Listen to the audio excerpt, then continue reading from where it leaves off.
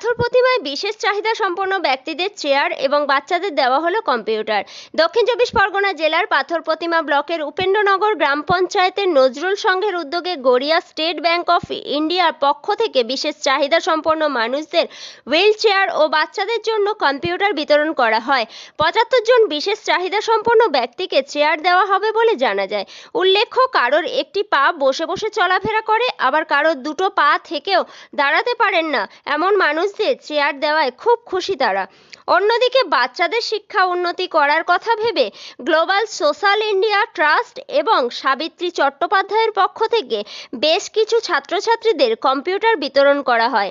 সংস্থার এই ব্যবস্থাপনায় খুশি এলাকার মানুষ। রেবতী মালির রিপোর্ট, পাথর প্রতিমা। কেমন লাগছে এই চেয়ার পেয়ে? আমার মোটামুটি ভালো হয়েছে। আমাকে তো পায়ে হেঁটে স্কুলে আসতে হতো, আর না হলে গাড়ি, টোটো, এখন